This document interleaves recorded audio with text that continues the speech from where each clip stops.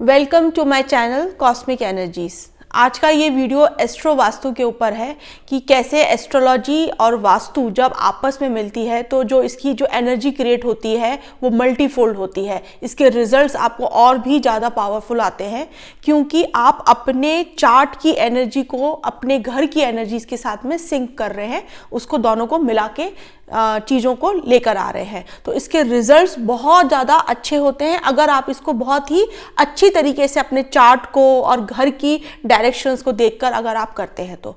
और आज के इस पूरे वीडियो में मैं एक छोटा सा एक रेमेडी के ऊपर बात करूंगी। इंद्र हैं ये मेरे हाथ में और आप सभी को पता होगा कि इंद्र ईस्ट डायरेक्शन में अगर रखते हैं तो बहुत ही अच्छा ये वास्तु के अंदर रिजल्ट देते हैं। लेकिन आज हम इस वीडियो के अंदर एस्ट्रो वास्तु में कैसे इंद्र को आप अपने घर के अंदर वास्तु में यूज करें, आज मैं कुछ यहाँ पे आपको जानकारी दूंगी कि कौन से ऐसे कॉम्बिनेशंस होते हैं चार्ट के अंदर। अगर ये कॉम्बिनेशन आपके चार्ट में है तो आप के ऊपर इंद्र जो हैं वो ईस्ट के अंदर रखे हुए बहुत अच्छे काम करेंगे, आपको बहुत अच्छे वो रिजल्ट्स देंगे। तो पहले हम एस्ट्रोलॉजी के कुछ कॉम्बिनेशंस की बात कर लेते हैं। तो सबसे पहले तो अगर आपके प्रोमिनेंट प्लैनेट्स अगर बुध के नक्षत्र में है, जैसे कि ज्येष्ठ नक्षत्र इटसेल्फ जो उनके देवता हैं वो इंद्र हैं, और आपके अश्लेषा नक्षत्र और रेवती नक्षत्र ये तीनों बुध के नक्षत्र है। और बुध जो है वो हायर इंटेलिजेंस को दिखाता है, और जितने वैदिक टाइम में इंद्र को हायर इंटेलिजेंस के साथ में कनेक्ट किया गया था, इसीलिए वो देवताओं के राजा बने थे और उन्होंने बहुत लंबे समय तक पृथ्वी के ऊपर रूल किया था। तो जब आपके पास में हायर इंटेलिजेंस होगी तभी जाकर आप हायर एडमिनिस्ट्रेशन, हायर रिस्पॉन्सिबिलिटीज को ले सकते हैं। तो सबसे पहला पॉइंट ये क्लियर हो गया। अगर प्रोमिनेंट प्लैनेट्स आपके जैसे कि सन, मून तो है ही है, फिर आपका लग्न लॉर्ड अगर इस नक्षत्र में बैठा हुआ है, आपकी दशा चल रही है, मरकरी की महादशा चल रही है, या इस नक्षत्र की अगर महादशा चल रही है, एग्जाम्पल के लिए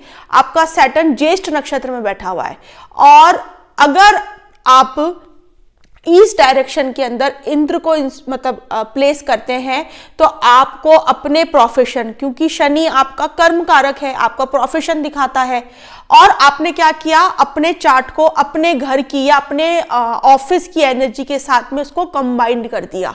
तो ये आपको और भी ज्यादा अच्छा रिजल्ट्स फिर ये चीजें देती हैं। पर्सनल रेमेडीज भी हम इसको बोल सकते हैं।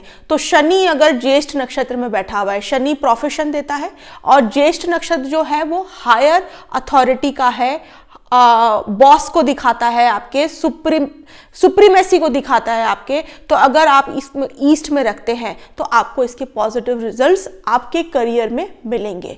आप एग्जाम्पल के लिए आप स्टूडेंट हैं, आप पढ़ाई कर रहे हैं और आपकी सपोज जुपिटर की महादशा चल रही है या बुध की महादशा चल रही है, और जुपिटर या बुध आपका ज्येष्ठ, अश्लेषा या रेवती नक्षत्र में अगर बैठा हुआ है, और अगर आप इंद्र को आपके नॉर्थ ईस्ट डायरेक्शन में अगर आप रखते हैं तो भी आपको ये आपकी स्टडीज के अंदर हायर इंटेलिजेंस देगा।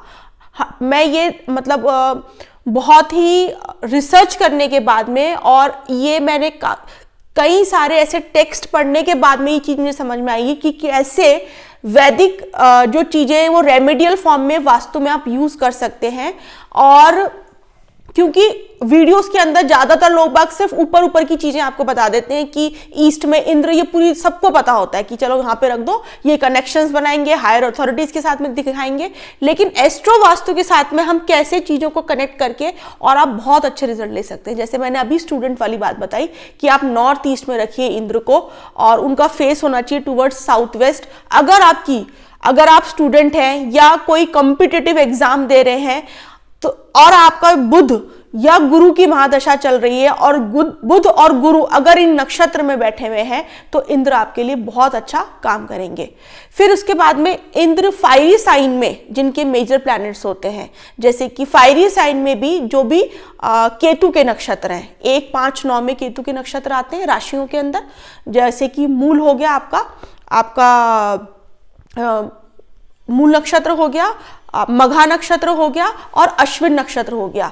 अगर इन नक्षत्र में भी आपके प्रोमिनेंट प्लैनेट सन, मून बैठे हुए हैं दशा लॉर्ड आपकी चल रही है इसकी, आपका लग्न लॉर्ड इसके अंदर है, या आपके 2-3 प्लैनेट्स इसमें बैठे हुए हैं, तो भी इंद्र आपके वास्तु में रेमेडियल फॉर्म में बहुत अच्छा काम करेगा। इसमें आपको वही, अगर आप काम के अंदर कोई अपना प्रोफेशन में है तो आप इसको ईस्ट डायरेक्शन में यूज करिए। अगर आप किसी प्रोफेशन, चाहे वो किसी भी चीज का जॉब हो या बिजनेस में हो, तो आपको ईस्ट डायरेक्शन यूज करनी है। अगर आप एजुकेशन में हैं, पढ़ाई कर रहे हैं, हायर कंपटीशन की तैयारी कर रहे हैं इन चीजों के अंदर, तो फिर आप इसको नॉर्थ ईस्ट डायरेक्शन में इंद्र को प्लेस कर सकते हैं। डायरेक्शन सबको पता है कि ईस्ट की तरफ है, टूवर्ड्स वेस्ट फेसिंग इनका फेस रहेगा, और नॉर्थ ईस्ट में रख रहे हैं तो इनका फेस टूवर्ड्स साउथ वेस्ट रहेगा। तो इस तरीके से मैं अपने आने वाले वीडियोस में भी ऐसी बहुत सारी आपको एस्ट्रो वास्तु की रेमेडीज बताऊंगी, जिसमें आप नक्षत्र, आपकी दशा, महादशा और इनको कनेक्ट करके आप अपने लिए बहुत ही स्ट्रॉन्ग रेमेडीज डिजाइन कर सकते हैं। Thank you so much.